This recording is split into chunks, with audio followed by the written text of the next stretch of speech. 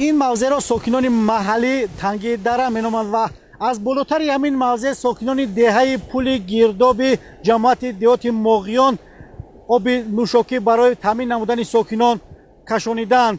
در روزی لایحه مذکور نو از 5 کیلومتر است و در این مسیر موضع های خوفناک نیز موجود میباشند. یکی از موضع های خوفناک این لایحه همین جا میباشد که ساکنان با یک مهارت خیلی بلند با بلندی 70 متر و درازی زیاده از 300 متر در دو موضع آب را با قبورها و همین گونه با سیمتورهای مخصوص و یا با اصطلاح معمول با تراسها از آن کو به این کو کشاندند که تنها اجرای این کارها از آن جوانمردان برمیآید که در دل مهر سهمگذاری به آبادانی و شکوفایی کشور داشته باشد.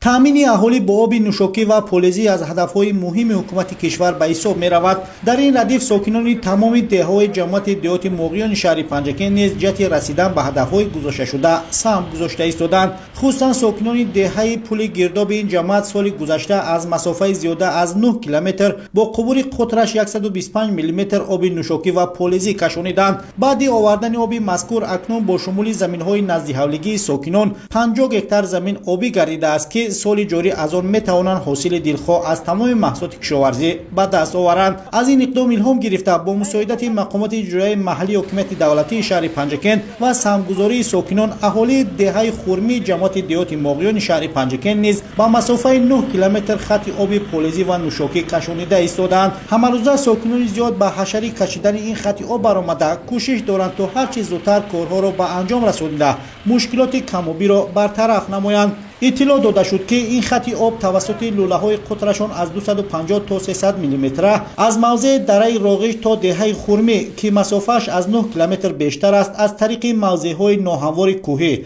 دره سایه‌ها با بنیاد حوض‌ها و دیگر انشاءات ضروری کشیده می‌شود و تا این دم بیش از 50% کارها به اجرا رسیده است. ما مردم اهل جماعتچگی دهه خرمی از برآمدهای پیشوای معظم ملت جناب عالی محترم امام رحمان اقدام گرفته اهل مردم تشبث گرفتند که از همین دهان دره به مسافه 9 کیلومتر با مبلغ 3.5 میلیون سامانی 9 کیلومتر آب نوشاکی به دهه برند. با سهمگذاری اهل جماعتچگی دهه با سهمگذاری پیر و برنا با سهمگذاری همین چیزا با طور حشر دست جمعانه تصمیم گرفتیم که همین آب را با مناسبت 35 سالگی استقلالیت جمهوری برده رسانیم به دهه. تا امروز من حوض برای ذخیره کردن آب بالا سربند برای آمدن حوض به ذخیره کردن آب من چخیلی که میبینیتون من با تروبه دوامش پیوست کنی تروبه ادامه دارد. با انجام کشیدن این خط آب که ارزشش بیش از 4 میلیون سامانی گفته می شود 2150 نفر ساکنان دهه خرمی که حالا از نارسایی آب نوشاکی و پلیزی تنقیسی میکشند با آب تازه نوشاکی و همه زمین های کشت با آب پلیزی تامین کرده می شوند. حالا همروزه ده ها نفر ساکنان دهه اینجا به کار برآمده نیت دارند بنیاد خط آب را تا آخر سال روان به انجام رسانند. عموما در جماعت دیهات مغیان شهر پنجکن کارهای سازندگی و بنیادکاری در تمام سمت و ساحه و همه دهه به نظر می رسد که در بنیاد انشاءات سهمی ساکنان جوانان باننگ و ناموس و صاحبکاران خیلی نظر است می باشد. دلیری بازار، شعباز قربانزاده، شهر پنجکن، اخبار.